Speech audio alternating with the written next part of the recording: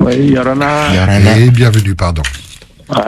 Auteur Mikey. Et au Pascal. Ah, c'est pour participer aussi à l'émission, là. Oui, tu es en on direct. t'écoute. Ouais. Là, c'est bon? Oui, tu es en direct. Ah, ok.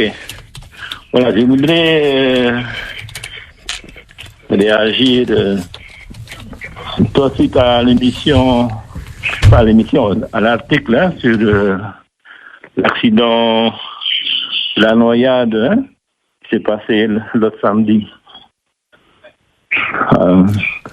Alors, il y a eu des commentaires donc de sa partie. La noyade dans la piscine, hein, c'est ça dont tu parles de ce drame. Hein. Ouais. Oui. Oui, mais également, il y a eu des commentaires vraiment Déplacés. malfaisants. Déplacés. C'est vrai qu'ils mettaient en cause les parents sans avoir des Voilà. informations quant Voilà. à... Oui, tout à fait. Voilà. Et je voudrais leur dire que j'ai aucune haine pour eux. Je suis le grand-père du petit. Et quand j'entends, par exemple, la Bible nous recommande, quand on entend dire du mal de nous, et qu'il ne faut pas vite se fâcher. Parce que bien des fois, nous, on a dit du mal aussi aux autres. Hein? Et par ailleurs, la Bible nous montre que la langue, hein, c'est un petit membre, mais qui se vante de grandes choses. C'est comme un petit feu qui suffit à incendier une si grande forêt. La langue est un feu. La langue est constituée monde d'injustice parmi nos membres, car elle tache tout le corps et enflamme la roue de la vie sur terre. Et elle est enflammée par la hyène. En effet, toute espèce de bêtes sauvages, ainsi que d'oiseaux et de bêtes rampantes et d'animaux marins, va être domptée par l'espèce humaine. Mais la langue, personne parmi les humains ne peut la dompter. C'est une chose mauvaise, déréglée, pleine d'un poison qui donne la mort.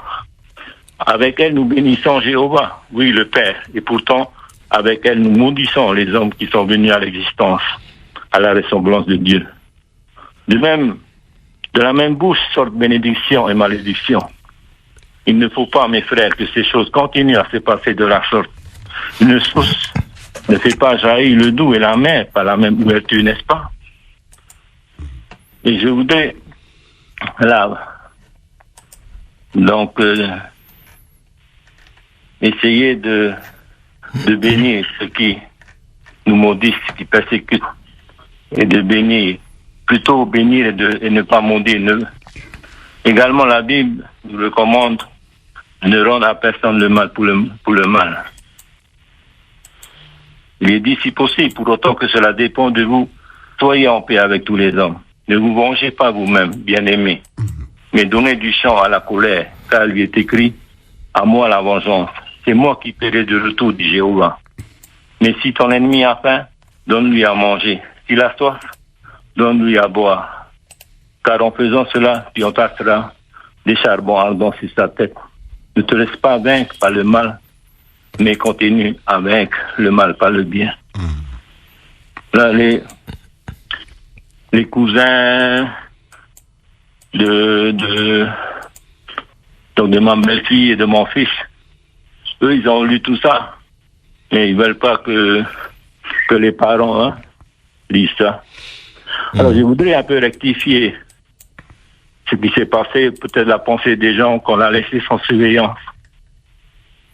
Tout d'abord, je voudrais dire que mon petit-fils, lui, il a été protégé par ses parents, même surprotégé. Il était tout le temps surveillé. Mon petit-fils est aussi autiste. Et là, il n'a jamais parlé. Il ne parle pas encore, mais là, il a fait de bons progrès. Il n'était pas conscient du danger. Et il n'était pas dehors, hein. Quand les fois où on était chez eux, à chaque fois qu'on ouvrait la porte, mon fils nous disait, fermez la porte après. De toujours fermer la porte. Et avant que l'accident ne se passe,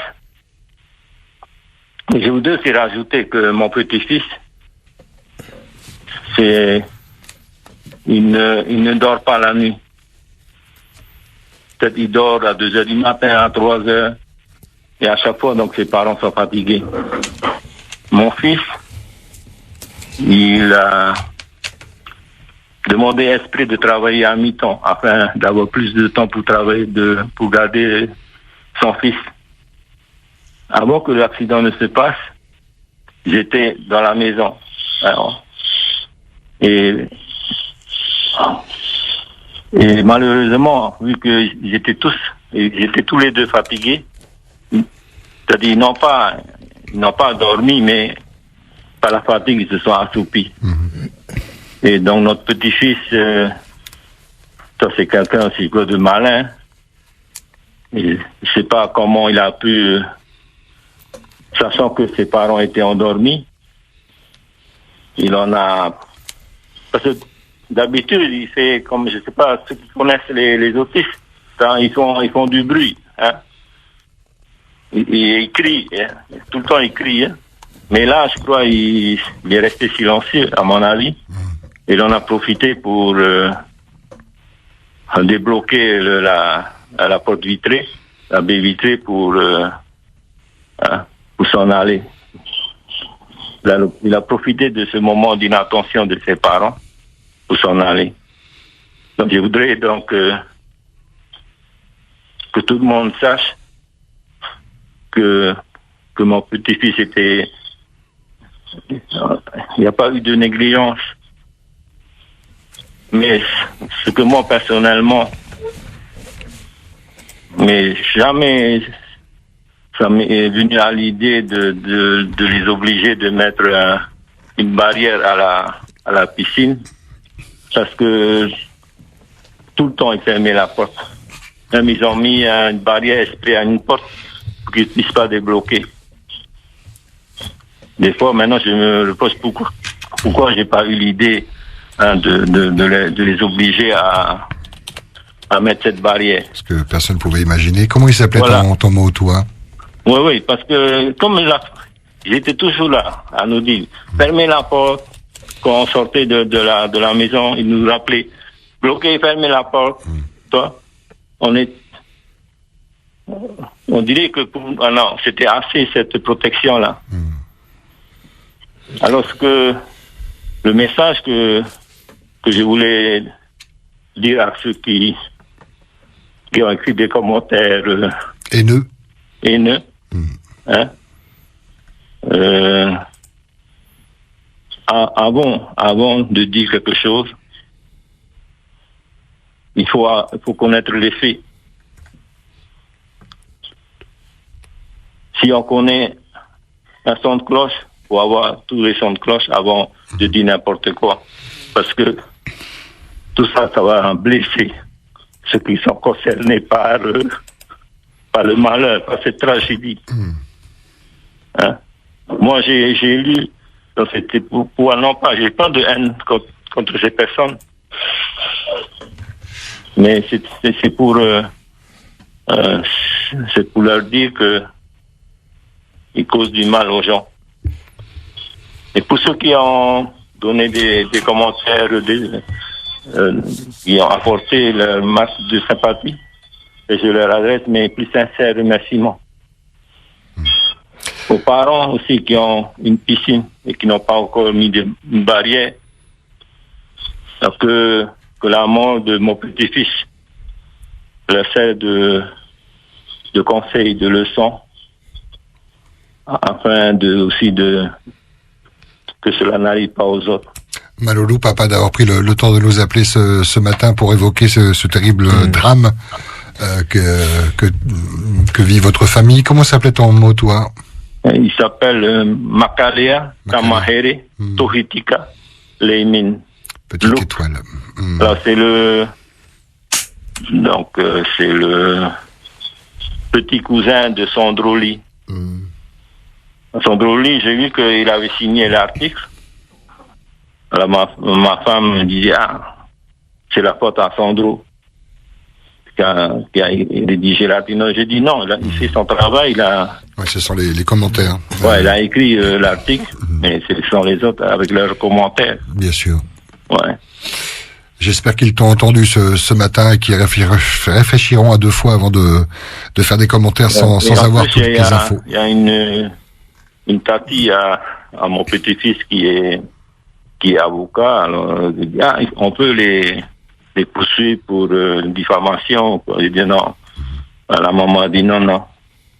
Ou la grand-mère plutôt. Parce que la maman de mon petit n'est pas au courant de ces commentaires haineux. Voilà, merci. En tout cas, Faituto Maïtaï, toutes nos condoléances et Faituto, c'est Faituto. Ok, Maroudou. Nana.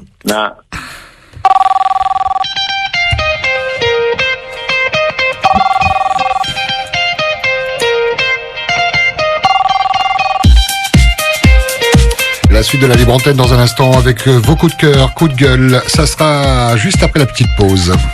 Puti ia o te inei amu te inei itira apapua te inei paparu au te inei tamaiti o te paremo e marihu mai te whai te tu whaahua ia oe te inei uto wharish ati whareri tātou ruto mā te meti.